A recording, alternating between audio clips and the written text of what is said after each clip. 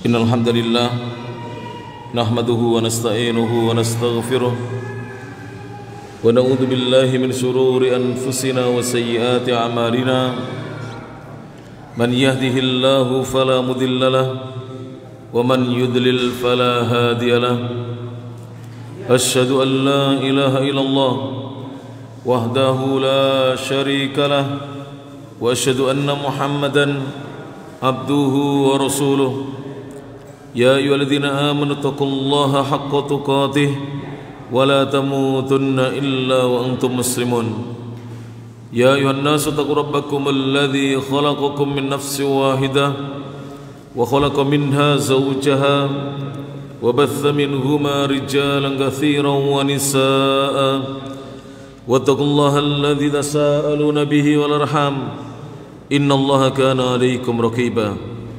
Ya ayyuhalladzina amanu taqullaha wa qulu qawlan sadida yuslih lakum a'malakum wa yaghfir lakum dhunubakum wa may yuti'illaha wa rasulahu faqad faza fawzan 'azima. Amma ba'd, fa inna asdaqal hadithi kitabullah wa khairal huda huda Muhammadin sallallahu alaihi wa ala alihi wasallam wa sharral umuri muhdatsatuha fa inna kulla muhdatsatin bid'ah wa kullu bid'atin dhalalah wa kullu dhalalatin finnar.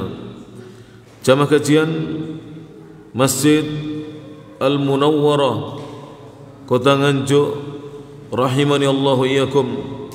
Alhamdulillah, segala puji hanya milik Allah Subhanahu wa taala, alladzi bi ni'matihi, yang dengan nikmat dan karunia dari Allah Subhanahu wa taala semata tatimmus shalihat, kebaikan-kebaikan menjadi sempurna.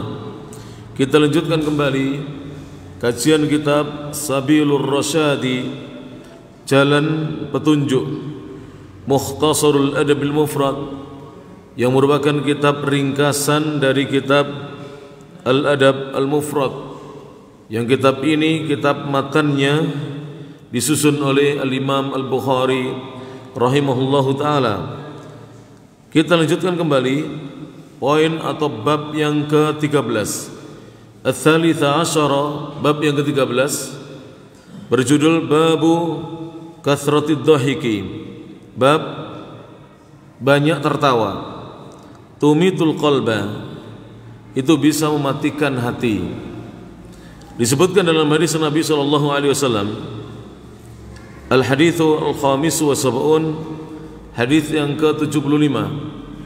Hadisnya dinilai sahihun li ghairihi, sahih karena ada sanad riwayat yang lainnya yang mendukungnya, menguatkannya.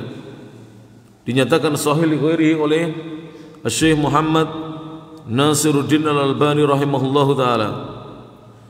Sebagaimana sudah pernah saya jelaskan, hadis itu jika jalan periwayatannya, isnad atau sanadnya dinilai hasan li dzatihi, maka jika bertemu dengan sanad yang sesamanya sama-sama hasan, maka akan naik derajatnya menjadi sahih li ghairihi. Qala Al-Bukhari rahimahullah an Abi Hurairah radhiyallahu an. Al-Imam Al-Bukhari berkata dari Abu Hurairah, semoga Allah taala meridai beliau. Qal, Abu Hurairah berkata, qala an-nabiy sallallahu alaihi wasallam, Nabi sallallahu alaihi wasallam bersabda, akillad dhahika, akillah, minimalkan, sedikitkanlah olehmu ad-dhahika, tertawa. Fa inna kathratad dhahiki, karena sungguhnya banyak tertawa itu tumitul qalba, bisa mematikan hati. Dan ini adalah nasihat dari Nabi SAW agar kita mengurangi tertawa. Boleh tertawa, tapi porsinya jangan terlalu berlebihan. Maka di sini Nabi mengatakan akillah, sedikitkan, minimalkan oleh kamu ad-dhahika, tertawa. Kenapa? Fa inna kathratad dhahiki, karena sungguhnya banyak tertawa itu tumitul qalba, bisa mematikan hati. Hati menjadi lalai, tidak ingat dzikir, tidak ingat Allah karena banyak tertawa. Taib. Maka seorang muslim ya terkadang dia tertawa, namun hal itu bukan menjadi kebiasaan dirinya setiap jamnya tertawa, tidak demikian. Seorang muslim adalah menyedikitkan tertawa. Hadis yang berikutnya, as-sadisu wa sab'un, hadis yang ke-76. Hadisnya dinilai juga sahih oleh Al-Imam Al-Albani rahimahullahu taala. Qala Al-Bukhari rahimahullah, Al-Imam Al-Bukhari rahimahullah berkata, An Abi Hurairah radhiyallahu anhu qala, dari sahabat yang mulia Abu Hurairah. Abu Hurairah namanya adalah Abdurrahman ibnu Sakhrin Ad-Dausi. Namanya Abdurrahman, ayahnya namanya Sakhr Ad-Dausi, dari suku Ad-Daus. Beliau mengatakan qala, kharajan Nabi sallallahu alaihi wasallam, Nabi sallallahu alaihi wasallam suatu hari keluar ala rahtin, beliau keluar menemui sejumlah min ashabihi, dari sahabat-sahabatnya. Ketika disebut ar-rahtu, itu jumlah antara 3 sampai 10 orang saja dari sahabatnya yang ditemui oleh Rasulullah sallallahu alaihi wasallam. Mereka yathakun, sedang tertawa. Mereka sedang tertawa. Wa yatahaddatsun, sedang berbincang-bincang, sedang ngobrol kalau bahasa kita. Faqala, maka Nabi sallallahu alaihi wasallam mengetahui para sahabat sedang tertawa dan berbincang-bincang, beliau bersabda, walladzi nafsi biyadihi, demi zat yang nafsi jiwaku biyadihi, berada di tangannya, demi Allah maksudnya. Lau ta'lamuna, seandainya kalian mengetahui, ma a'lamu, apa yang aku ketahui, la dhahiktum, niscaya atau sungguh kalian tertawa qalilan, sedikit. Jadi seandainya kalian mengetahui apa yang aku ketahui, syukran, niscaya kalian akan sedikit tertawa. Wala bakaitum, dan sungguh kalian akan menangis, katsiran, banyak. Jadi seandainya mengetahui apa yang diketahui oleh Nabi sallallahu alaihi wasallam, maka para sahabat akan sedikit tertawa dan banyak menangis. Tsumman surafa, kemudian Nabi pergi meninggalkan para sahabat, berpaling meninggalkan para sahabat. Wa abkal qauma, dan beliau membuat menangis al-qauma, orang-orang yang ada di hadapan Nabi tadi, yang diajak bicara oleh Rasulullah SAW tadi, sekitar 3 sampai 10 orang sahabat. Mereka menangis. Fa'auhallahu azza wa jalla ilaih, fa'auhallahu, maka Allah mewahyukan, azza yang maha perkasa, wa jalla dan maha besar, ilaihi, kepada Nabi Muhammad. Jadi Allah berfirman, dan ini adalah hadis qudsi, hadis yang berisi firman Allah Subhanahu wa taala. Apa yang difirmankan Allah, apa yang diwahyukan, ya Muhammadu, wahai Nabi Muhammad, lima tuqannut, kenapa kamu membuat putus asa ibadi, hamba-hambaku. Wahai Muhammad, kenapa engkau membuat putus asa hamba-hambaku? Faraja'an Nabi sallallahu alaihi wasallam, maka Nabi pun kemudian kembali menemui sahabatnya tadi yang awalnya ditegur ketika mereka sedang tertawa-tawa. Maka Nabi mengatakan, absyiru, bergembiralah kalian, berbahagialah kalian. Para ulama mengatakan kata-kata absyiru dijelaskan dalam syarah penjelasan hadis, absyiru bitsawab, berbahagialah kalian dengan pahala, alal amal, atas amal yang engkau perbuat, yang kalian perbuat, wa in qalla, sekalipun sedikit. Di dalam agama kita, walaupun amal kita tidak banyak, tapi diberi pahala yang dilipat gandakan oleh Allah Subhanahu wa taala. Kemudian Nabi mengatakan, wasaddidu, bersikap luruslah kalian, berbicaralah kalian dengan pembicaraan yang benar, yang lurus. Wa qaribu, selalulah kalian mendekat kepada Allah Subhanahu wa taala dengan beramal saleh. Kata sebagian ulama, kata-kata wasaddidu wa qaribu itu bersikaplah kalian pertengahan. Jangan berlebihan, jangan lalai. Jangan berlebihan ya di dalam beribadah, dan jangan lalai.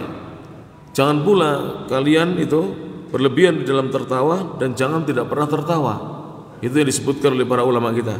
Maka Nabi kembali kepada para sahabat mengatakan kalian boleh tertawa namun jangan berlebih-lebihan. Dan disebutkan dalam hadis-hadis yang lainnya bahwa ada riwayat-riwayat beliau SAW juga, Nabi juga pernah tertawa.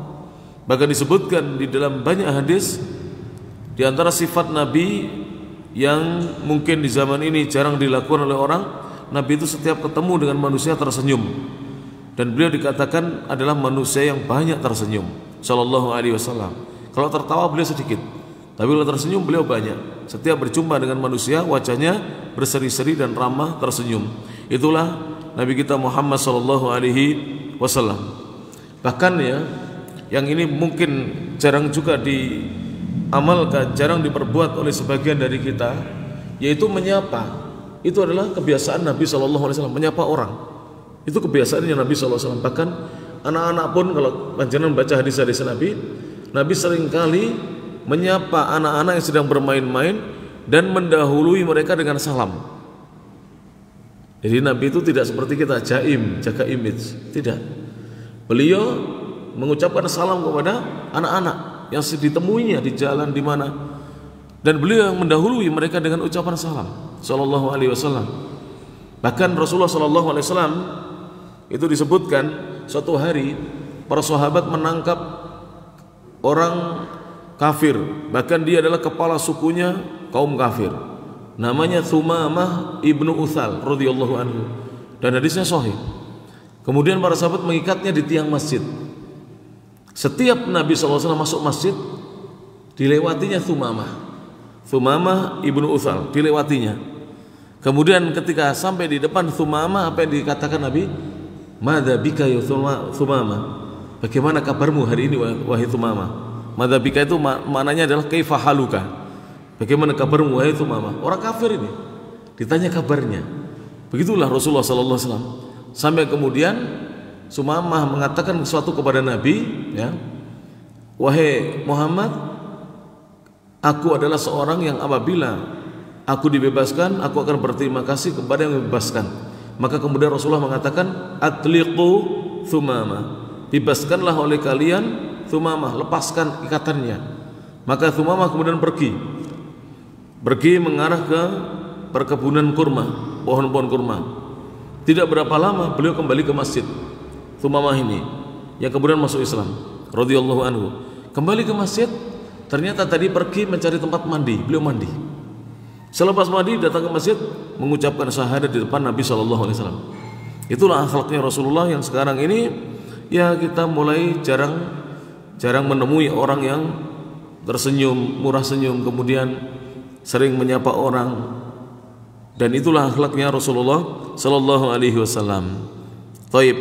Dan di dalam hadis qudsi ini Allah menegur Nabi Muhammad sallallahu alaihi wasallam, yang mana Allah mengatakan kepada Nabi Muhammad, berfirman, janganlah engkau membuat putus asa hamba-hambaku.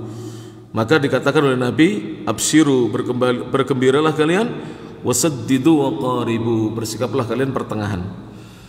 Taib. Bab yang berikutnya, Ar-Rabi'a Asyara, bab yang ke-14, babu tahrimil bughdati, bab haramnya al-bughdhah. Bughdhah itu apa? Benci, memendam kebencian. Mari kita baca hadisnya dari Nabi sallallahu alaihi wasallam.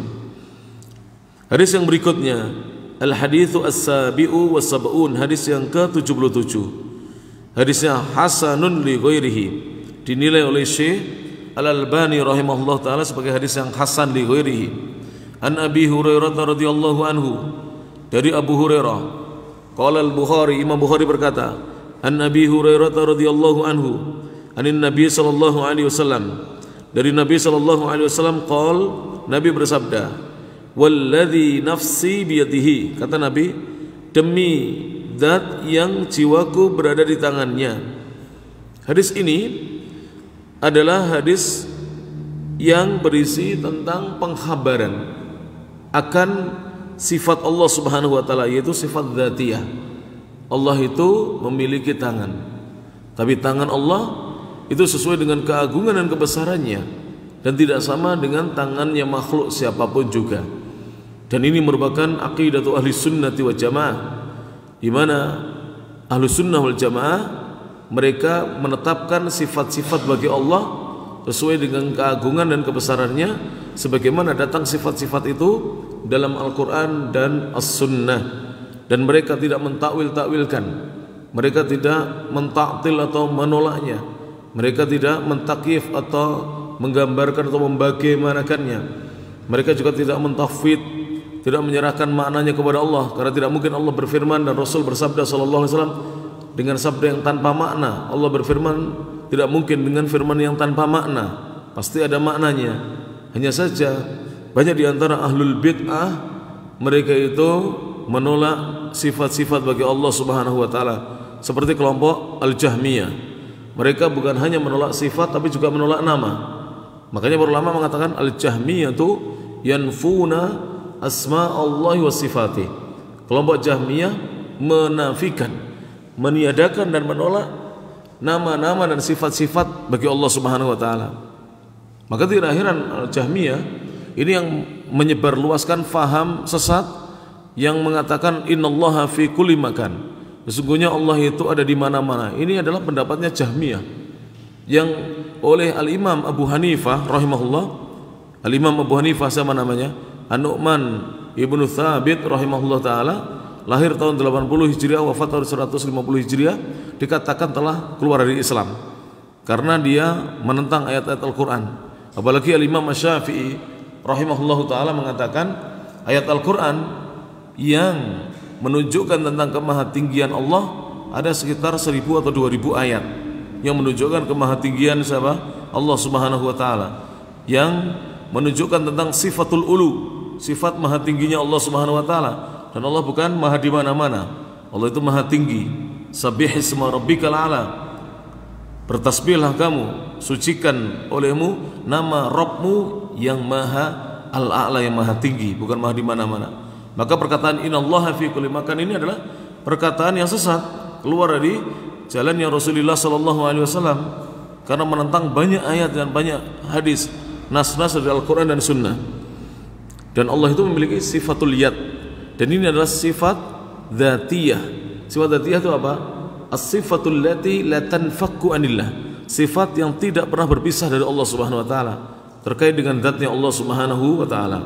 Maka dalam memahami ini kita katakan ya, lahu, Allah memiliki ya, lahu yadun taliku bijalalihi wa 'azamatihi. Allah Maha memiliki tangan, tangan Allah sesuai dengan apa? Kebesaran dan keagungan Allah Subhanahu wa taala. Mereka yang menolak Allah punya tangan ya, itu bagaimana dengan hadis ini? Berarti menyalahkan Nabi sallallahu alaihi wasallam. Sama dengan mereka yang menolak Allah itu di atas arasnya, di atas langit. Sama dengan menyalahkan Rasul bertanya aina Allah. Saya pernah dengar sendiri di potongan video. Jadi ada seorang dai yang mengatakan jangan bertanya aina Allah, di mana Allah.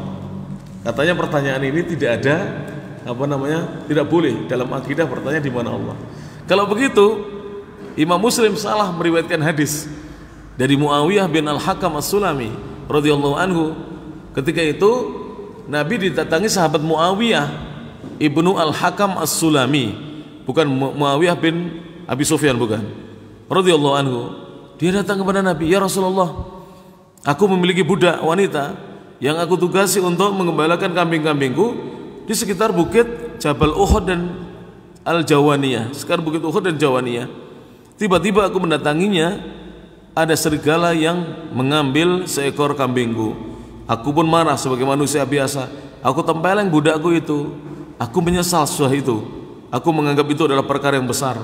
Maka kemudian Nabi mengatakan, "A'tini biha." Bawalah wanita budak itu, budak perempuan itu kepadaku. Disuruh Muawiyah majikannya Ibnu Al-Hakam As-Sulami untuk membawa budaknya menemui Nabi SAW. Selepas sudah ada di hadapan Nabi, maka Nabi SAW berkata, "Qal aina Allah?" Di manakah Allah? Budak itu mengatakan qalat. Beliau budak itu berkata, "Fis sama." Allah di atas langit. Qal, Nabi berkata kembali.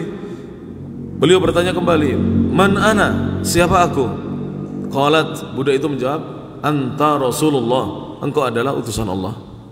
Maka Nabi bersabda, qal a'tikha, bebaskanlah dia wahai Muawiyah, fa innaha mu'minah, sungguhnya dia adalah perempuan yang setelah beriman. Para ulama ketika memberikan syarah penjelasan hadis ini dalam Sahih Muslim ini menjelaskan bahwa kenapa wanita itu dianggap beriman, karena sudah bersahadat dengan 2 kalimat syahadat. Allah fis sama itu refleksi perwujudan dari asyhadu an la ilaha illallah, tidak ada ilah sembahan yang berhak disembah melainkan hanya Allah. Kemudian anta Rasulullah, ucapan engkau adalah utusan Allah, berarti dia sudah mengimani wa asyhadu anna Muhammadan Rasulullah, dan aku bersaksi bahwasanya Nabi Muhammad adalah benar-benar utusan Allah. Maka beriman, sudah mengucapkan 2 kalimat syahadat. Dan hadis ini jangan dikira hanya diriwayatkan Imam Muslim, diriwayatkan oleh pendahulunya Imam Muslim, diriwayatkan pula oleh Al-Imam Syafi'i dalam kitabnya Risalah, diriwayatkan pula oleh Al-Imam Malik dalam kitabnya Al-Muwatta. Ulama-ulama besar ini yang meriwayatkan. Imam Malik bin Anas, Imam Daril Hijrah Al-Asbahi, meriwayatkan dalam kitab Al-Muwatta, Muwatta'nya Imam Malik. Imam Syafi'i, Muhammad bin Idris Syafi'i, meriwayatkan dalam kitabnya Ar-Risalah. Kemudian Al-Imam Muslim meriwayatkan dalam kitabnya Sahih Muslim. Nah, ini menunjukkan pada jamaah rahmatullah subhanahu wa ta'ala bahwasanya hal ini adalah keimanan kita kepada Allah subhanahu wa ta'ala, bahwa Allah itu di atas langit, bukan di mana-mana, bukan di mana-mana, di atas langit. Maka di sini hadis ini menunjukkan sifatnya Allah. Allah memiliki tangan. Walladzi nafsi biyadihi, demi Allah yang jiwaku berada di tangannya. La tadkhulul jannata, kalian tidak akan masuk surga, kalian tidak akan masuk al-jannah, surga, hatta tuslimu, hingga kalian masuk Islam lebih dahulu, hingga kalian berislam. Wala tuslimu, dan kalian tidak akan menjadi muslim yang sempurna, berislam dengan Islam yang sempurna, hatta tahabu, hingga kalian saling mencintai. Wa afsus salama, dan tebarkanlah ucapan salam. Tahabu, niscaya kalian akan saling mencintai. Wa iyyakum wal bughdata, waspada dan hati-hatilah kalian, jauhi oleh kalian al-bughdah, kebencian. Disuruh menjauhi sifat benci. Fa innaha hiyal haliqah, sesungguhnya kebencian itu adalah al-haliqah, sesuatu yang bisa memangkas. Al-haliqah itu menggundul, bahasa kita memangkas. La aqulu lakum, aku tidak mengatakan kepada kalian, kata Nabi SAW, tahlikus syara, menggundul atau memangkas rambut, walakin akan tapi tahlikud din, kebencian itu bisa memangkas agamanya seseorang. Naudzubillah min dzalik. Orang yang memendam kebencian itu bisa terpangkas agamanya. Naudzubillahi min dzalik. Naam. Maka jauhi sifat benci ini, karena ini adalah sifat yang tidak baik. Kemudian berjamaah rahmatullah subhanahu wa ta'ala, bab yang berikutnya, al-babu al-khamisa asyar, bab yang ke-15, babul mizahi, bab al-mizah. Kalau tadi ad-dhahik apa? Tertawa. Kalau al-mizah apa berjamaah? Bergurau atau bercanda. Bab tentang bergurau atau bercanda. Hadis yang berikutnya, al-hadithu al-thamin wa sab'un, hadis yang ke-78, hadis yang sahih, dinyatakan sahih oleh Syekh Muhammad Nasiruddin Al-Albani rahimahullahu ta'ala. An Anas bin Malik radhiyallahu anhu, dari Anas bin Malik radhiyallahu anhu. Anas bin Malik ini, beliau adalah masih sepupunya Nabi, karena Ummu Sulaim bintu Milhan radhiyallahu anha, ibunya Anas ini adalah bibinya Nabi, karena keluarganya Nabi yang dari ibunya, dari Aminah itu berasal dari Madinah, keluarganya ada di kota Madinah. Maka kemudian beliau mengatakan qal, dan Anas bin Malik ini sering saya sebutkan kisahnya. Beliau ini dulunya ketika masih kecil, masih belia, berusia 8 tahun, dibawa oleh ibundanya untuk dimintakan kepada Nabi agar Anas ini boleh tinggal di rumah Nabi dan melayani beliau, berkhidmah, menjadi pelayani Nabi SAW. Dan ketika itu kebanyakan ahlul hadis mengatakan usianya Anas 8 tahun. Ada yang mengatakan berkhidmah sampai 9 tahun, ada yang mengatakan sampai 10 tahun. Kurang lebih sampai usia 17 atau 18 tahun berkhidmah kepada Nabi sallallahu alaihi wasallam. Dan Anas bin Malik ini adalah seorang sahabat yang sebenarnya sahabat kecil kalau dikatakan. Jadi sahabat apa? Sahabat kecil. Lahir tahun 10 sebelum Hijriah. Jadi ketika Nabi hijrah masih berusia berapa? 10 tahun. Saat Nabi meninggal dunia, Anas masih berusia sekitar 20-an tahun atau 21 tahun. Itu Anas bin Malik radhiyallahu anhu. Namun Anas ini adalah seorang sahabat yang dikaruniai umur panjang. Ini kebanyakan ahlu hadis mengatakan usianya 103 tahun. Karena beliau baru meninggal tahun 93 Hijriah. 93 tambah 10 berapa? 103 tahun. Tapi sebagian ulama ada yang mengatakan, ini ada yang mengatakan, tapi saya kurang paham tentang riwayatnya. Usianya ketika meninggal 125 tahun. Berapa? 125 tahun. Ketika beliau di akhir umurnya, akhir kehidupannya, beliau mengatakan, meriwayatkan bahwasanya berkat doanya Nabi SAW ketika beliau masih kecil, diusap-usap rambut kepalanya sampai tengkuk, karena beliau ini adalah seorang anak yang yatim, anaknya seorang janda, tidak punya orang tua, bapaknya sudah meninggal dunia.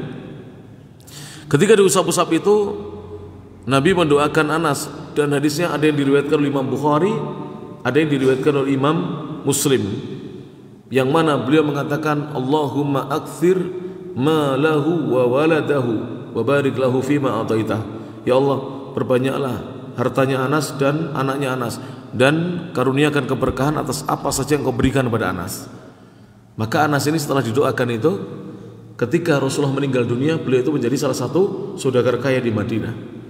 Dan di akhir-akhir kehidupannya beliau bercerita, anakku yang sudah meninggal dunia mendahului aku lebih dari 100. Jadi anaknya lebih dari 100. Anas bin Malik ini, jangan ditanya berapa istrinya. Anaknya banyak, jelas. Anaknya banyak, putranya banyak.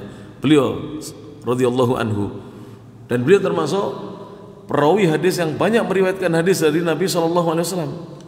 Hadisnya itu sebanyak 2.286 hadis. Urutan ketiga. Urutan pertama itu adalah Abu Hurairah 5.374 hadis. Urutan kedua Abdullah ibn Umar radhiyallahu anhuma 2.630 hadis. Urutan ketiga baru Anas bin Malik 2.286 hadis. Tapi kita baca hadisnya Anas ini. Qal atan Nabi sallallahu alaihi wasallam. Nabi sallallahu alaihi wasallam datang ala ba'di nisaihi, menemui sebagian istri-istri beliau. Wa ma'ahunna, dan ketika itu bersama mereka istri-istri Nabi Ummu Sulaim, bibinya Nabi yang bernama Ummu Sulaim. Ummu Sulaim ini ibunya Anas, ya. Faqala, maka ketika itu Nabi mengatakan, ya anjasatu, wa anjasah. Anjasah ini yang ditugasi untuk memegang tali kekangnya kendaraan, menuntun kendaraan. Ya anjasatu, wa anjasah, ruwaidan, pelan-pelan, jangan terburu-buru. Sauqaka bil qawarir, tuntunlah, giringlah, ya, kendalikan kendaraan itu, karena maksudnya pelan-pelan dalam mengendalikannya, karena ada bil qawarir, karena kamu menuntun gelas-gelas. Qawarir ini jamak dari qarurah. Tahu qarurah? Botol atau gelas. Maka kamu berhati-hati. Di sini Nabi SAW mengibaratkan wanita itu dengan apa? Gelas atau botol. Kalau jatuh mudah apa? Pecah. Maka pelan-pelan ketika menuntun kendaraan, jangan terlalu tergesa-gesa, nanti jatuh dari atas kendaraan. Qala Abu Kilabah, berkata Abu Kilabah, fatakallama an-nabiy sallallahu alaihi wasallam bi kalimatin, Nabi berbicara dengan satu kalimat, lau takallama biha ba'dukum, seandainya sebagian dari kalian berbicara dengan kalimat tersebut, laibtumuha ali, niscaya kalian akan mempermainkan kalimat itu atas saudaramu itu. Tapi yang berbicara Nabi tidak ada berani, karena yang berbicara Nabi, yaitu qauluhu, sabda Nabi, sauqaka bil qawarir, kamu wahai anjasah sedang menuntun, menggiring, ya, mengendalikan kaca-kaca atau apa namanya, botol-botol kaca atau gelas-gelas kaca, maka berhati-hatilah. Berhati-hatilah. Di sini Nabi SAW bercanda dengan siapa? Anjasah, menganggap wanita itu seperti apa? Botol kaca yang mudah pecah. Dan itu boleh, candaan seperti itu selama tidak ada dusta di sana. Memang wanita seperti itu. Kalau jatuh berbeda dengan laki-laki ya. Laki-laki kadang jatuh masih bisa koprol. Kalau wanita jatuh ya langsung bruk ya. Apalagi tidak mengerti bela diri wanita, jatuh ya jatuh. Berbeda dengan laki-laki. Maka Nabi berpesan agar berhati-hati ketika menuntun kendaraan yang dinaiki oleh para istri Nabi dan wanita-wanita. Hadis berikutnya, At-Tasi'u wa Sab'un, hadis yang ke-79, hadisnya sahih, dinyatakan sahih oleh Syekh Al-Albani. An Abi Hurairah radhiyallahu anhu, Al-Imam Al-Bukhari berkata dari Abu Hurairah radhiyallahu anhu, qalu, para sahabat berkata, kata Abu Hurairah, ya Rasulullah, wahai utusan Allah, innaka tudaibuna, sesungguhnya engkau benar-benar bergurau bercanda dengan kami. Jadi Nabi itu pernah bercanda dengan sahabat-sahabatnya. Qala, maka Nabi bersabda, inni sesungguhnya aku, la aqulu, aku tidak mengatakan illa haqqan, kecuali hanya kebenaran. Jadi Nabi itu tidak pernah ya dalam hidupnya itu apa? Serius terus, tidak. Beliau juga bercanda. Suatu hari antum bisa baca ya, dalam kitab namanya Mi'atu Rahmatin fil Islam. Mi'at, bukan Mi'atu Rahmat, Mi'atu Hadithin fil Rahmah. Jadi 100 hadis dalam masalah rahmat, kasih sayang. Di situ disebutkan di antara salah satu candaan Nabi, Nabi itu menutupi mata sahabatnya dari belakang. Apa? Biskem ya, dari belakang begini. Sahabatnya tidak tahu, dibiskem dari belakang begini. Kemudian Nabi mengatakan, siapa yang mau beli budak ini? Kata Nabi. Ya Rasulullah, saya bukan budak. Maka Nabi jawab, bukankah kamu budaknya Allah, hambanya Allah? Benar kan? Budaknya sama? Budaknya Allah Subhanahu wa ta'ala. Maka Nabi bercanda demikian. Dan nanti akan datang hadisnya, Nabi bercanda kepada seseorang bahwa orang itu akan ditunggangkan atau dinaikkan di anaknya onta. Dia mengira naik anak onta itu naik onta kecil. Padahal naik anak onta dimaksudnya onta dewasa, tapi dia masih punya apa? Induk, ya kan, masih punya induk. Anak onta, bener nggak? Masih punya bapaknya dan ibunya.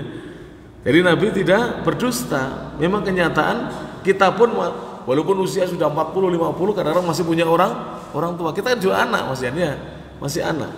Maksudnya bukan anak-anak ya, anak tapi bukan anak-anak. Taib.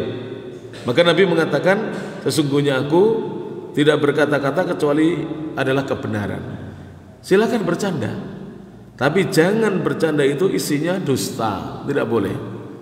Jadi mengarang-arang kedustaan supaya orang tertawa, teman-temannya tertawa, tidak boleh.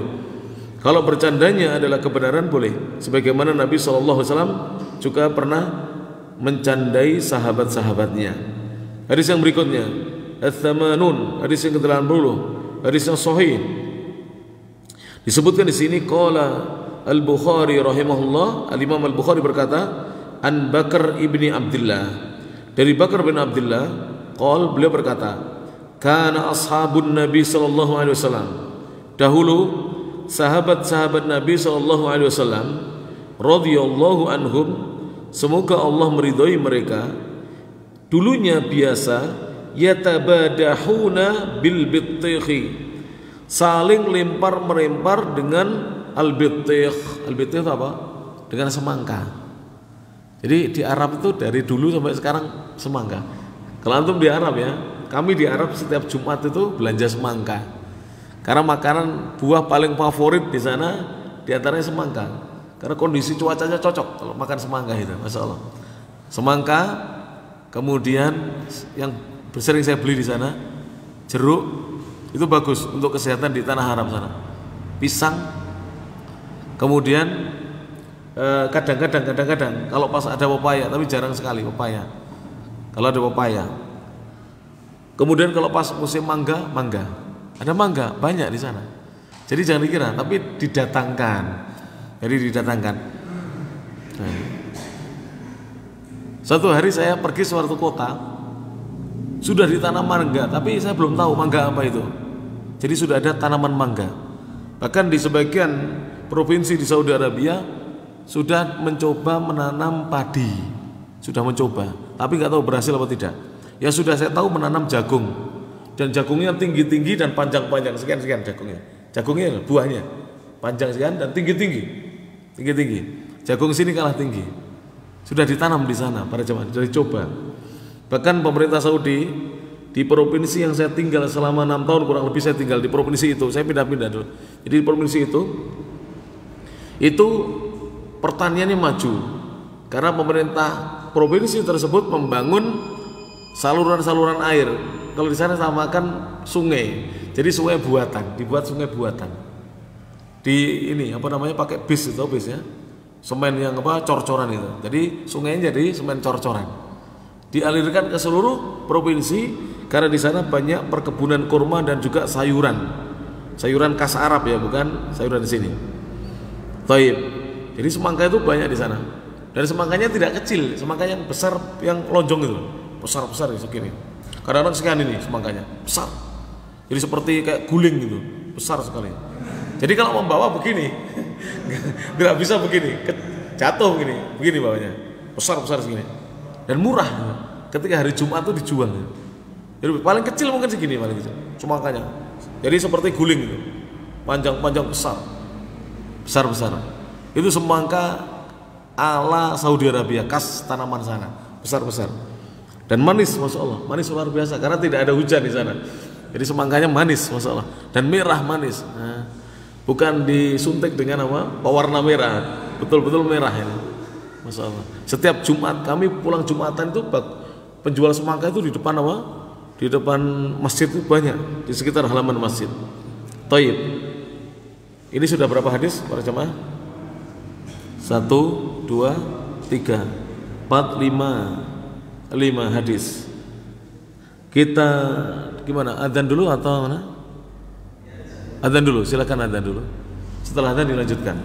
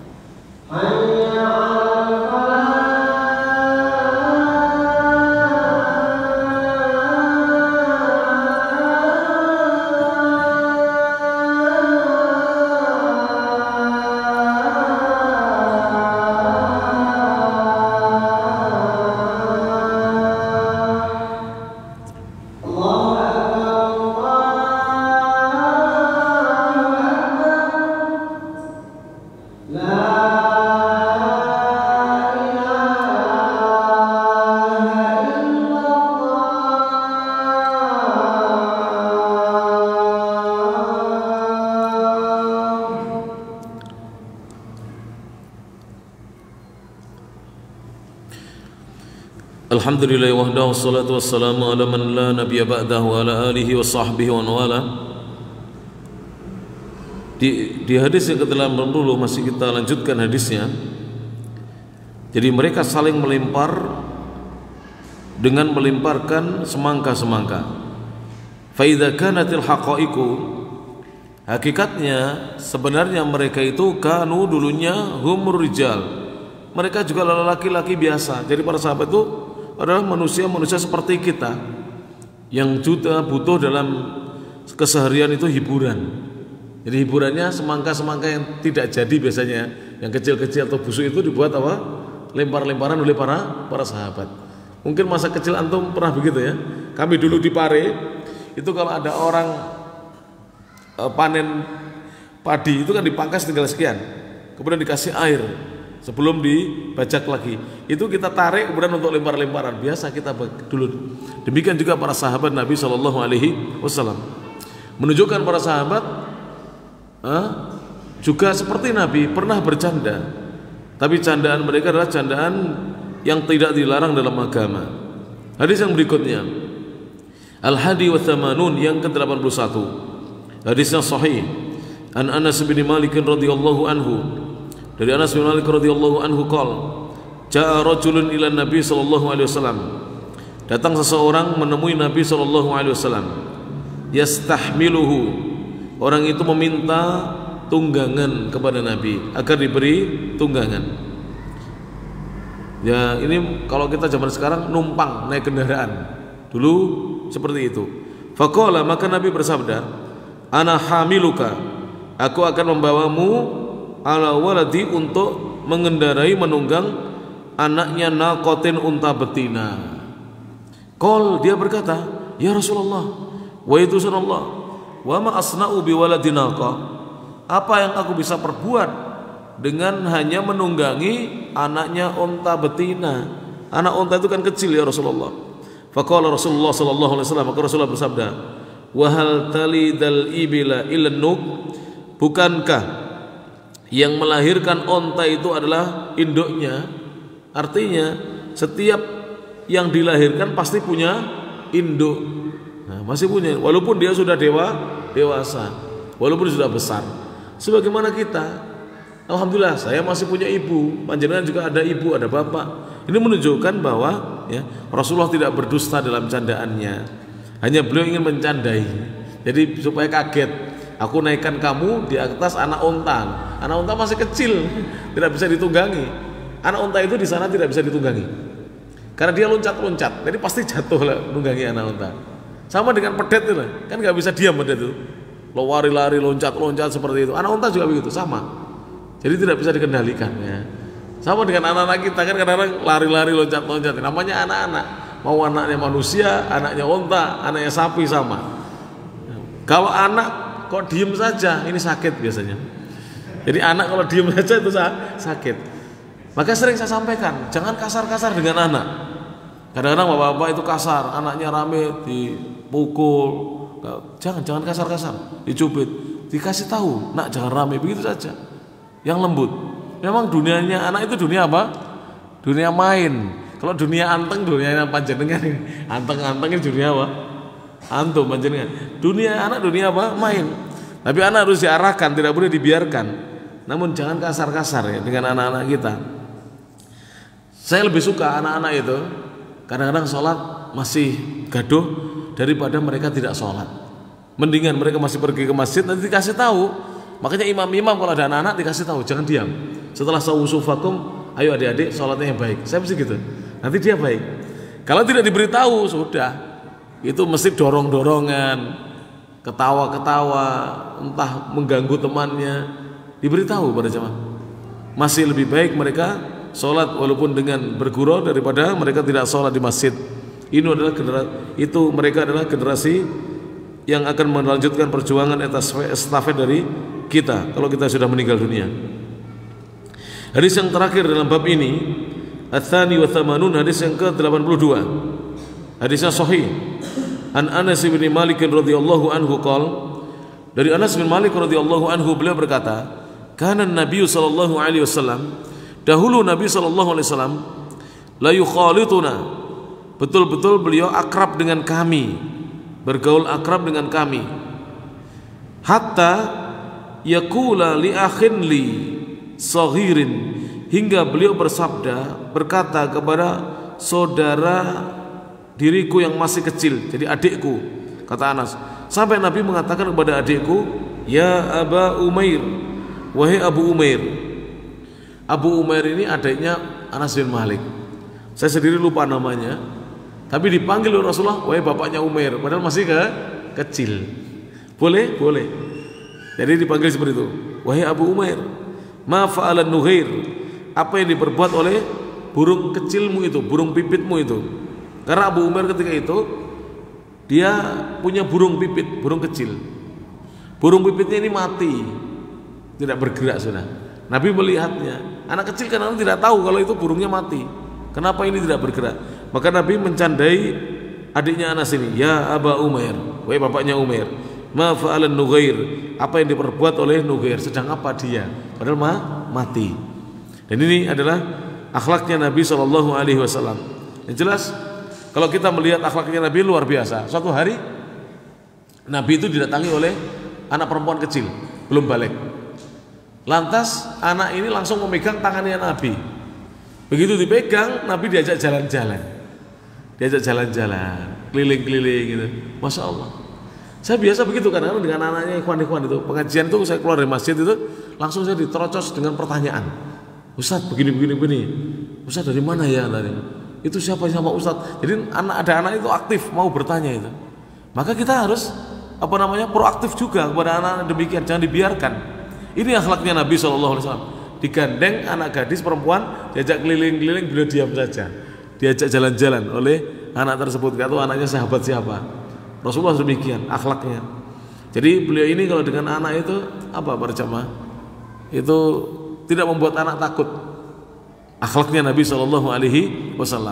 Satu hari Nabi menyuruh Anas bin Malik yang ketika itu kan masih kecil ikut Nabi, masih 8 tahun, diberi tugas. Lama Anas tidak kembali melaporkan tugasnya. Nabi mencari Anas, ternyata dia sedang bermain-main dengan teman-temannya. Jadi ketika berangkat melaksanakan tugasnya, ketemu teman-temannya di jalan main-main. Maka kemudian Nabi di belakangnya Anas, apa kamu sudah melakukan tugas? Belum ya Rasulullah. Lari Anas langsung. Belum ya Rasulullah, lari. Begitu Nabi SAW, tidak pernah marah. Bahkan Anas bercerita di dalam hadis yang lainnya, belum pernah jika aku tidak melakukan apa-apa, Nabi mengatakan, belum pernah mengatakan, kenapa kamu tidak berbuat apa-apa? Dan belum pernah ketika aku melakukan sesuatu, kenapa perbuatanmu seperti ini? Tidak pernah dicela.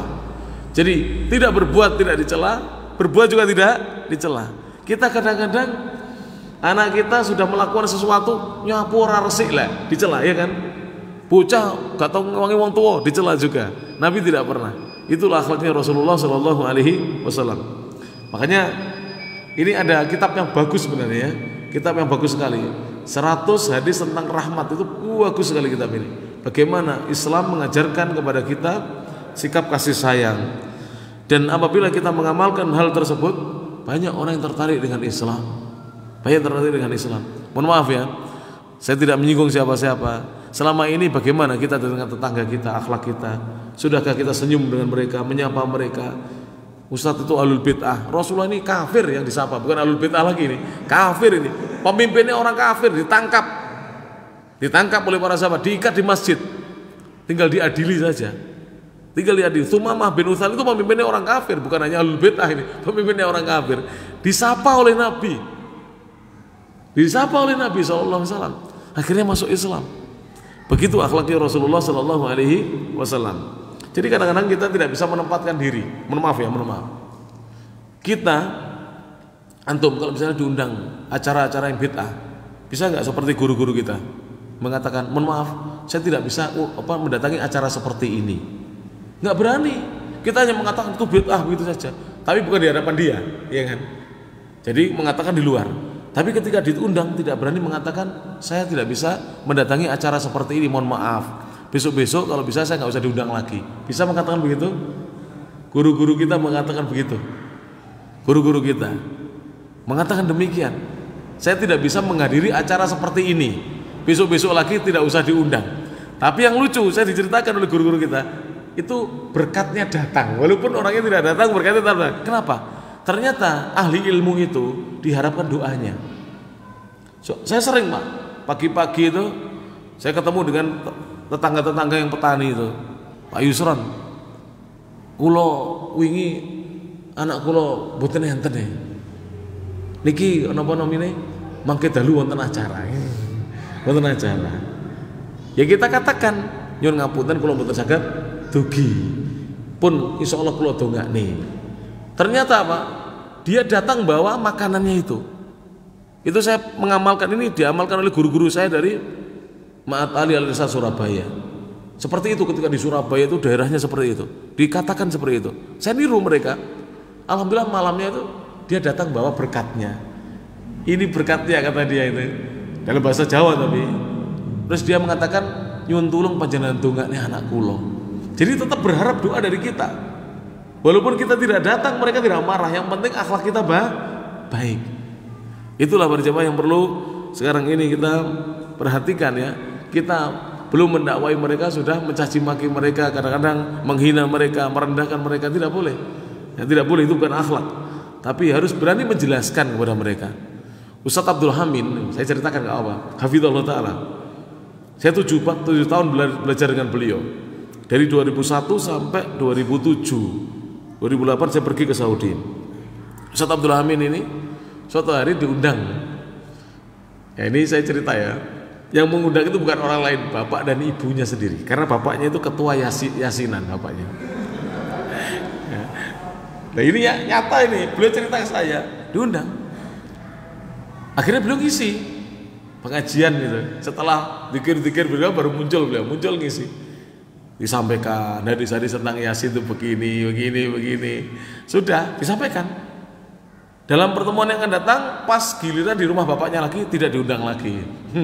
Tidak diundang lagi. Tapi sudah disampaikan, nggak apa-apa. Yang penting sudah disampaikan. Jadi membaca Yasin di setiap malam Jumat itu tidak ada dalilnya. Tapi membaca Yasin itu sunnah. Artinya sunnah itu bagaimana? Setiap kali kita ketemu surat Yasin, surat ke-36 dari Al-Quran, ya kita baca. Ya, harusnya begitu. Setelah baca Fatir, ya baca Yasin, bukan dilewati Yasinnya. Nah, bukan begitu, tetap dibaca surat Yasin itu. Tapi tidak ada keharusan harus kita baca setiap malam Jumat. Setiap malam Jumat dan di hari Jumat itu sunnahnya baca surat Al-Kahfi yang jumlah ayatnya 110. Ini harus disampaikan dengan lemah lembut. Insya Allah apabila kaum muslimin ya, sudah mengerti ini, kalau malam Jumat mereka bukan yasinan tapi kahfian. Dari kahfian ya, bukan yasinan. Baca surat Al-Kahfi ya, sendiri-sendiri bukan bersama-sama loh, tidak ada tuntunan bersama-sama. Baca sendiri-sendiri di rumah, di masjid boleh. Orang-orang Saudi itu Masya Allah, itu kalau tidak sempat membaca surat Al-Kahfi malamnya, mereka itu sebelum Jumatan tuh rata-rata memegang Al-Quran mushaf baca surat Al-Kahfi. Yang hafal langsung dibaca begitu saja. Saya tengok kanan kiri itu tidak ada yang diem. Kalau kita kan Jumatan diem, terus menunduk gini, salamat ini. Jadi menunduk salamat ini. Kalau orang Saudi tidak, khotib belum naik mimbar tuh baca Quran, selesai Al-Kahfi baca yang lain itu. Dan itu kebiasaan mereka. Jadi kebiasaan mereka. Bahkan saya pernah mengamati mereka, rata-rata mereka itu ingin mengkhatamkan setiap hari membaca 1 juz. Dan itu dibagi sebelum sholat, sesudah sholat. Karena mereka di sana itu iqomahnya ditata, Pak. Jadi misalnya setelah sholat tahiyatul masjid, misalnya ada qobliyah duhur, setelah itu masih ada waktu jeda digunakan untuk berdoa dan membaca Quran mereka sampai iqomah. Nanti sholat, habis sholat dzikir, kemudian setelah dzikir kalau duhur, sholat ba'diyah duhur, rawatib, kemudian mereka itu tidak segera pulang, ambil Quran lagi baca. Coba kalau satu hari kita sholat 5 waktu, berarti 20 halaman, 1 juz kan 20 halaman. 20 halaman ya dibagi 5 berapa? 4 halaman. 4 halaman dibagi sebelum dan sudah sholat, berarti 2 halaman. 2 halaman itu 5 menit selesai itu. Kalau penghafal Quran cepat bacanya. Kalau kita sudah lancar ya sudah, kalau kita belum lancar 5 menit, 10 menit bisa berapa? 4 halaman. 2 halaman 5 menit ya, atau 2 halaman 10 menit, 2 halaman 10 menit 20 menit. Kali 5 sudah selesai 1 juz. Namun ya itu kita para jemaah kurang meluangkan waktu. Makanya ya kalau antum ke masjid-masjid di Saudi, di depan masjid itu pasti ada rak-rak Al-Quran, rak-rak Al-Quran itu. Jadi tinggal ngambil Al-Quran, baca. Dan mereka senang datang sebelum apa? Iqomah. Kalau kita kan tidak, Pak, ya. Di Indonesia ini kebanyakan kalau belum iqomah belum berangkat ke masjid, ya. Di Indonesia, di negeri kita begitu. Maka mudah-mudahan dengan disampaikan seperti ini bertambah wawasan kita, kemudian kita beribadah lebih baik lagi sesuai dengan petunjuk sunnah Nabi SAW. Demikian bisa disampaikan, mudah-mudahan bermanfaat. Insya Allah akan kita lanjutkan kajian kitab ini, Sabilur Rasyad Mukhtasarul Adabil Mufrad, yang mana kitab aslinya disusun oleh Al-Imam Al-Bukhari rahimahullah ta'ala. Semoga bermanfaat.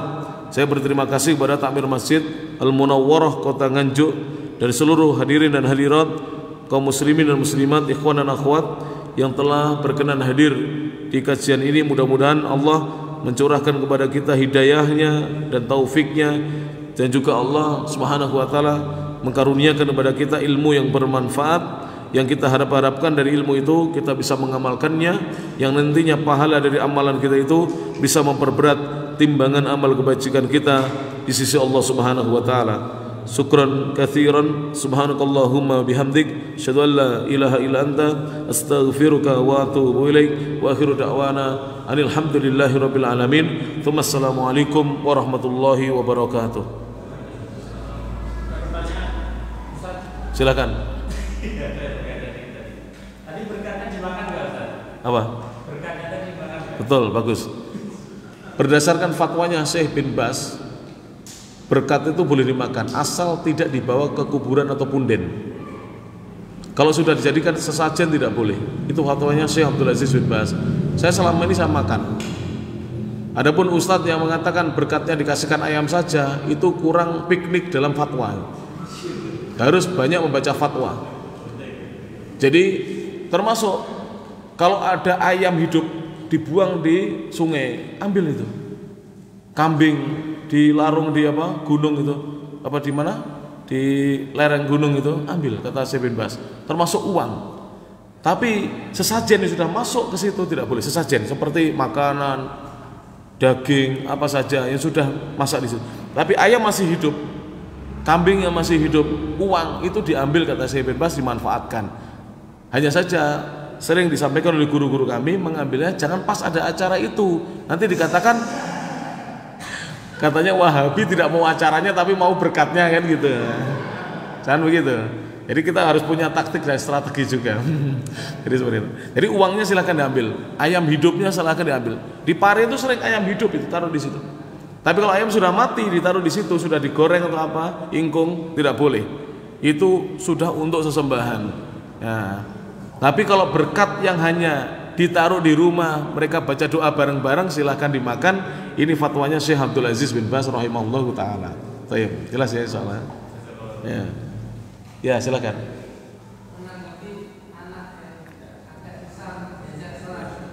Ya. Kenapa? Anak susah diajak sholat, ya. Syekh Muhammad bin Jamil Zinu dalam beberapa kitabnya, diantara Kaifa Nurabbi Auladana, bagaimana kita mendidik anak-anak kita, beliau mengatakan, Nabi SAW bersabda, ini hadisnya, muru auladakum bis sholati wahum abna'u sab'in, suruh anak-anak kalian sholat ketika anak kalian berusia 7 tahun, suruh sholat. Wadribuhum alaiha, pukullah atas sholat itu, wahum abna'u asrin, ketika mereka berusia 10 tahun. Lantas Syekh Jamil Zainun ini, Muhammad Jamil Zainun ini meneliti hadis Rasulullah. Diteliti, ada hadis ini, bagaimana amalannya Nabi? Apakah Nabi pernah memukul putra-putrinya atau cucu-cucunya ketika 10 tahun belum sholat? Diteliti. Ternyata tidak didapatkan hadis satupun, kata Syekh Muhammad Jamil Zainun, ada hadis Nabi pernah memukul putranya atau cucunya gegara umur 10 tahun tidak sholat atau meninggalkan sholat. Akhirnya Syekh menyimpulkan kesimpulan, 3 tahun ini waktu yang sudah cukup untuk mendidik anak sholat. Jadi waktunya itu 3 tahun. Dimulai dari umur berapa? 7. Jelas? Nah, maka jika Allahu a'lam bishawab, jika ini yang saya pahami dari Syekh Jamil Zainu, kalau jika lewat dari 7 tahun, kita mulai dari 10 tahun baru disuruh sholat, maka bukan 3 tahun, lebih dari 3 tahun. Jelas? Karena anak sudah mulai memiliki sifat pembangkangan di situ. Apalagi anak SMP itu banyak membangkangnya daripada SMA.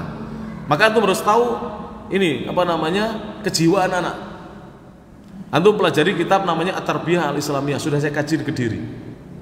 Jadi anak itu kalau 7 sampai 10 ini masih mudah disuruh dibandingkan 10 sampai 13. Sehingga nanti bukan 10 sampai 13, bisa jadi 10 sampai 15. Nah, jadi kalau kita sudah terlewat dari 7, maka jangan 3 tahun terus sampai dia mau sholat begitu. Ada seorang ibu bercerita. Ibu ini jamaahnya Al-Ustadz Abu Muhammad Dzulqarnain, salah satu guru saya dari Makassar, Ustadz Dzulqarnain. Ibu ini jamaahnya. Anaknya 3, yang 2 nurut-nurut, yang 1 anak ini bandel. Bukan hanya bandel, kebiasaannya mabuk, ngepil dan seterusnya. Setiap pulang ke rumah itu muntah, mabuk, minuman keras. Ibunya selalu mendoakan terus dan menasihati terus. Jadi setiap muntah itu diseka, dilap oleh ibunya, dibersihkan muntahannya, bau minuman keras itu. Kalau anak itu belum sadar sama ibunya, oleh ibunya ditunggui. Sambil menunggui sadarnya anak ini, ibunya sholat malam, tahajud. Singkat cerita, di akhir kehidupan ibunya ini, ibunya sakit keras. Dari 2 anak yang baik ini tidak ada satupun yang menunggu ibunya, kecuali justru anak yang bejat ini. Anak ini yang menunggu ibunya sampai wafatnya. Walhasil singkat cerita, kata yang menceritakan, ketika ibunya wafat, anak yang bejat ini tadi yang dirawat oleh ibunya, yang sabar ibunya itu menjadi anak yang bertaubat dengan taubatan nasuha. Masya Allah. Maka penting kita bersabar mendidik anak, jangan terburu-buru. Kadang-kadang sebagian dari kita ini sudah menstandarkan anak dengan kita, itu salahnya di situ. Dan saya sering mengkritisi, ya mengkritisi itu boleh ya, boleh kan boleh, ya, mengkritisi, maksudnya menasihati ya. Tapi kadang-kadang agak pedas sedikit. Beberapa pesantren yang punya santri ngerokok 3 kali dikeluarkan dari pesantren. Kalau saya ngerokok setiap hari tetap di pesantren saya bilang gitu. Loh bener, bukan saya suruh ngerokok, maksudnya seandainya dia ketahuan ngerokok setiap hari, biar tetap di pesantren. Lebih baik dia ngerokok tapi masih tinggal di pesantren setiap hari mendapatkan kajian tauhid, akidah, fikih, hadis, Quran, akhlak, daripada ngerokok di rumah. Siapa yang didik dia?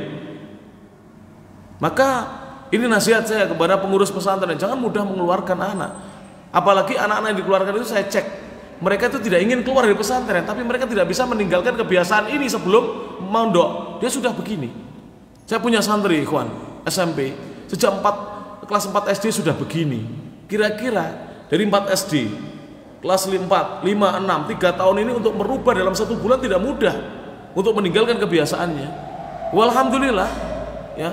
Sebagian dari santri kita mengaku, Ustadz, saya sudah mengurangi rokok. Alhamdulillah, saya berbangga. Bener. Kalau kita sebagai ustadz tidak sabaran, setiap anak salah langsung diusir dari pesantren, anak itu akan menjadi anak-anak yang lebih parah. Maka seorang dai, seorang bapak harus sabar, seorang guru harus sabar, mendidik anaknya terus. Tidak bangun nanti antum berangkat ke masjid dulu, gak apa-apa. Tidak bangun berangkat ke masjid. Nanti dari pulang dari masjid dibangunkan lagi. Belum bangun, tunggu setengah jam lagi, bangunkan lagi. Yang sabar terus begitu, intensif. Saya tidak suka justru anak itu takut dengan kita atau dengan antum, tapi tidak takut kepada Allah Subhanahu Wa Taala. Sebagaimana yang terjadi di beberapa pesantren, sholat subuh full, begitu di rumah belas 5 waktu tidak sholat. Ibunya mengatakan kepada saya, berarti selama ini di pesantren dia terpaksa dengan peraturan itu, takut dihukum, takut digundul kalau tidak sholat jamaah. Di pesantren Al-Imam At-Tirmidzi, pesantren kita, ketinggalan sholat jamaah atau tidak sholat jamaah tidak saya gundul. Bahkan saya mengatakan antum boleh gondrong seperti Rasulullah SAW. Kenapa demikian? Mohon maaf ini mungkin pedas bagi kita, tapi ini nasihat. Kalau tidak ada yang berbicara bahaya. Kita diajari manhaj salaf. Kira-kira manhaj salaf ini hanya dikaji atau diamalkan? Cukup dikaji supaya kita paham manhaj salaf, kita punya pengetahuan, kita bisa berdebat dengan ahlul bid'ah, atau diamalkan? Diamalkan. Kalau kita membuat peraturan di luar manhaj salaf, ini seperti kita mengatakan peraturan saya lebih baik daripada peraturan Allah dan Rasulnya. Betul nggak? Tidak sholat 3 kali gundul. Ada Nabi begitu menggundul putra putrinya? Tunjukkan hadisnya kepada saya. Tunjukkan hadisnya. Justru menggunung rambut kepala ini ciri dari kelompok Khawarij yang disebut kelompok Wahabiyah yang ada di Maroko. Pengikutnya Abdul Wahab bin Rustum. Yang kelompok ini mulai punah. Jadi kelompok sesat Khawarij, sebenarnya saya tidak suka menyebut Wahabiyah, tapi ulama sudah terlanjur menyebut itu. Sebenarnya kelompok Khawarij mereka. Khawarij yang ada di Maroko, di Maghrib. Pengikutnya Abdul Wahab bin Rustum, bukan pengikutnya Syekh Muhammad bin Abdul Wahab. Jadi Abdul Wahab bin Rustum di Maroko. Kelompok ini ciri khasnya adalah menggundul rambut kepala. Di dalam Islam sunnahnya rambut ini tidak digundul bagi laki-laki. Bahkan Rasulullah seringnya rambutnya sepundaknya sallallahu alaihi wasallam. Maka ini saran saya ya, di lembaga pendidikan manapun terapkan sunnah. Tidak usah bikin aturan-aturan sendiri yang justru aturan ini ditakuti murid tapi tidak menjadikan murid itu sadar, santri itu sadar. Dan ini banyak. Mohon maaf ini. Santri-santri kalau di pondok hafalannya banyak, begitu di rumah Quran tidak pernah dipegang, diletakkan begitu saja. Kita tidak ingin seperti itu. Kenapa antum-antum ini menjaga sholat berjamaah 5 waktu?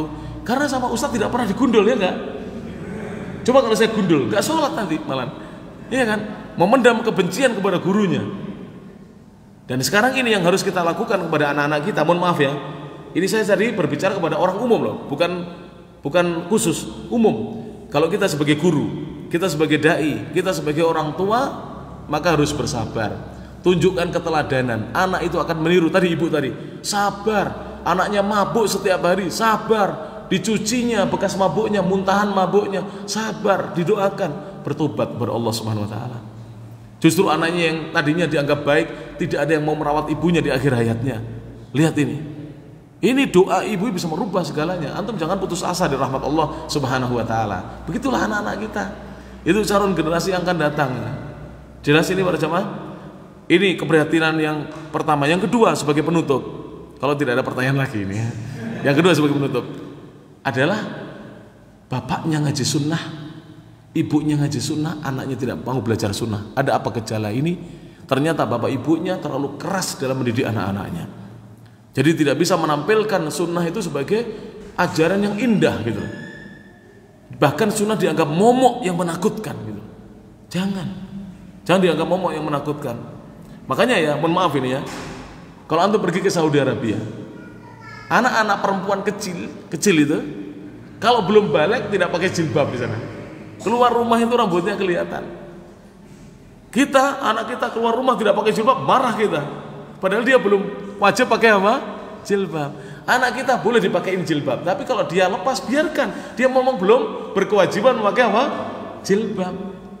Ya, para jamaah. Ini yang harus diperhatikan ini.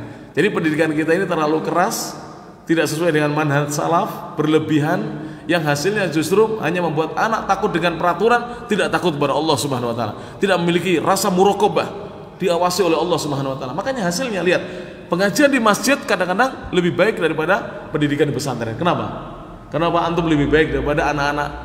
Kenapa? Mereka dididik dengan sikap keras, arogan kadang-kadang. Naudzubillah min dzalik. Kadang guru itu hanya mengajar, tidak pernah menasihati. Apa itu maksudnya? Ngajar nahu ya sudah ngajar nahu, tapi tidak pernah menasihati anak di sela-sela mengajarkan nahu. Antum kalau jadi guru Quran sampaikan nasihat. Antum jadi guru nahu sampaikan nasihat. Antum jadi guru sorof sampaikan nasihat. Jadi guru matematika sampaikan nasihat. Jangan diam. Saya punya teman mengajar di sebuah sekolah negeri, jenjangnya setingkat SLTA, jamaah pengajian saya. Alhamdulillah, di sela-sela beliau mengajar pelajaran umum, guru umum ini, guru mapel ya namanya ya, guru mapel umum. Beliau menyampaikan dakwah.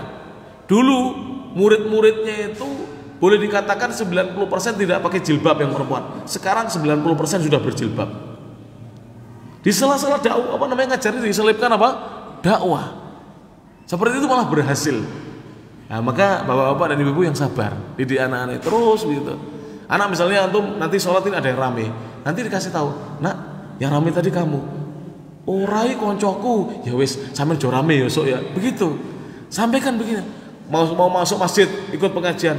nanti kalau masuk masjid yang bagus ngajinya, jangan rame loh ya, karena masjid itu ada pengajian, ada sholat. Anak tahu, tapi kalau masuk masjid biarkan, pulang masjid biarkan, tidak pernah dididik. Akhirnya anak tidak punya apa? Adab nantinya. Di rumah tidak punya adab, di pondok tidak punya adab, di sekolah tidak punya adab, di masjid tidak punya adab, kepada orang tua tidak beradab, demikian ya. Insya Allah yang sabar. Rasulullah berhasil karena sejak 3 tahun sudah dididik oleh Nabi. Dan 3 tahun itu waktu yang cukup. Sehari 5 kali sholat berarti sebulan berapa? 150 kali sholat. Kalau sebulan 150 kali sholat kalikan 12 bulan berapa? 100 kali 12 1200 ya. 50 kali 12 berapa? 50 kali 12 600. Berarti 1800 sholat dalam 1 tahun. 1800 kali sholat dalam setahun. 1800 kali 3 berapa? 3000 tambah 2400 berarti 5400 kali sholat dalam 3 tahun. Kira-kira cukup nggak pembinaan sholat selama ini sebanyak ini? Cukup Pak, sudah cukup. Makanya Syekh Jamil Zainul mengatakan, memastikan Nabi tidak pernah memukul putra putrinya kalau sudah berhasil selama 3 tahun ini. Nah kita sudah kan tidak tahun menyuruh. Mungkin hari ini kita menyuruh, besok malas aku di konsolat ragilem ya. Kalau kita mengatakan malas berarti kita belum berhasil. Harus setiap hari, setiap waktu sholat kita suruh terus. Demikian metode para salaf dalam mendidik. Begitu ya insya Allah ya yang bisa saya sampaikan. Ada pertanyaan? Masih ada? Satu mawon ya. Setunggal mawon. Ya. Masalah sekolah. Wah ini jangan diviralkan loh. Nanti saya diamuk orang banyak ini. Silakan. Itu lebih baik kita itu menerima putra-putra ngaji atau umum. Ya. Jadi dakwah salaf itu bukan dakwah eksklusif. Siapapun kita terima. Bahkan antum kalau baca hadis, tidak pernah Rasulullah mengusir orang munafik yang datang ke masjidnya Nabi. Jelas beliau tahu munafik. Baca hadis. Sebutkan kepada saya Rasulullah mengusir orang munafik dari masjidnya Nabi. Ada hadisnya enggak? Tidak ada hadisnya.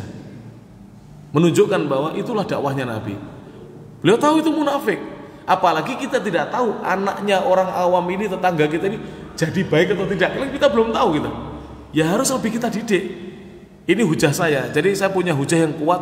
Hadis Rasulullah tidak pernah mengusir orang munafik dari masjidnya Nabi. Baik ketika mereka datang untuk sholat maupun untuk ngaji, tidak pernah diusir. Padahal mereka jelas munafik. Nabi mendapatkan kabar dari Jibril. Sampai Hudzaifah ibnul Yaman diberitahu tentang nama-nama mereka. Sampai dikenal dengan sahibu sirri Rasulullah SAW. Nah, kalau demikian ini tidak boleh sebenarnya kita pilih-pilih calon siswa atau santri, tidak boleh. Siapapun yang mau sekolah silakan. Nanti kita didik pelan-pelan. Kalau alasannya nanti yang tidak baik nulari yang baik, katakan nanti yang baik menulari yang tidak baik, dibalik. Ya, paham nggak ini? Belum paham? Orang-orang sering mengatakan, Ustadz ini kalau nggak dikeluarkan, ini nanti jadi benalu menulari yang tidak baik. Katakan dibalik, ini biar di sini ketularan yang baik. Gitu. Jadi jangan dibalik-balik kita ini. Kalau antum balik, ini nanti kita keluarkan supaya tidak nulari, berarti antum suudzon dengan anak ini. Kalau antum tetap di situ berarti antum khusnudon dengan anak ini bisa dididik. Dan alhamdulillah bisa, Pak. Dan alhamdulillah bisa. Anak dulu pernah mendidik. Anak dibuang oleh orang tuanya. Saya temukan anak ini usia 12 tahun. 12 tahun. Dia dilemparkan mau dibunuh anak orang tuanya dari daratan ke sungai, dilempar sama bapaknya. Bapaknya stres. Ibunya wafat, bapaknya tukang beca stres. Karena istrinya meninggal dia stres. Penghasilan tidak menentu, stres, anaknya dilemparkan ke sungai dibunuh.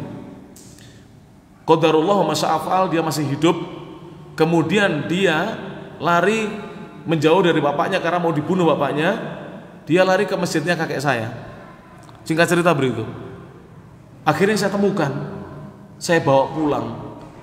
Namanya anak bermasalah tidak pernah didik, pasti membuat masalah enggak? Membuat masalah. Di tetangga saya dia nyuri barang. Di rumah saya dia bermasalah. Semua isi rumah itu tidak ada yang sepakat dengan sikap saya untuk membawa anak itu ke rumah. Tapi saya didik terus.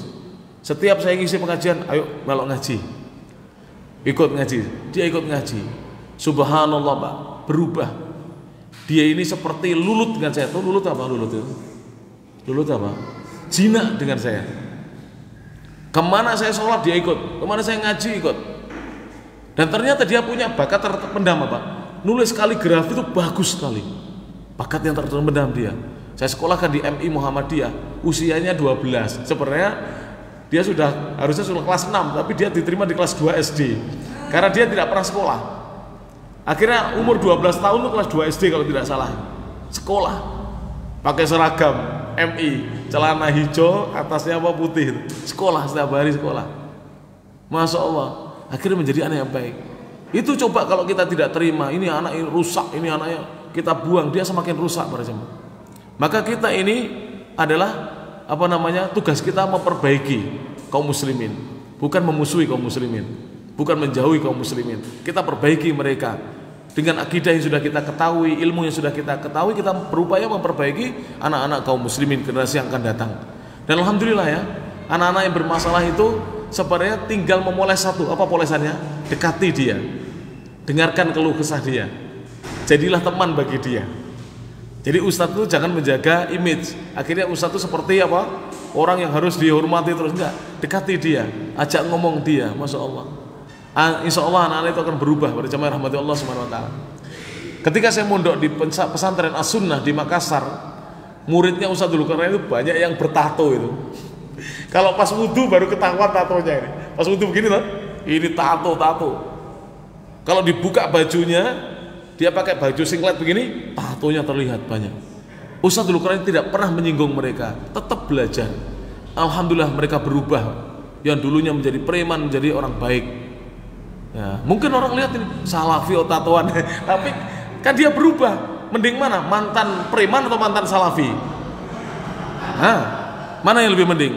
Mantan preman sekarang jadi salafi, pengikutnya salaf, atau mantan salafi sekarang jadi preman? Ayo, mana yang lebih mending? Seperti itu, dakwah itu seperti itu.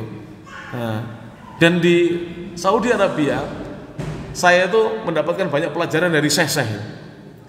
Jadi kami dengan syekh-syekh Saudi itu berkeliling dari satu camp ke camp. Ke campnya anak Filipina, ke campnya anak orang-orang India. Orang India kalau di Saudi itu bikin minuman memabukkan sendiri. Karena bahannya di sana banyak, kurma dan anggur. Bikin minuman memabukkan, bikin khamr sendiri mereka. Dijual satu botol air mineral segini nih 25 real dijual. Tapi para syekh itu sabar, didatangi mereka satu persatu. Alhamdulillah satu persatu datang ke Islamic Center ngaji. Akhirnya dia masuk Islam.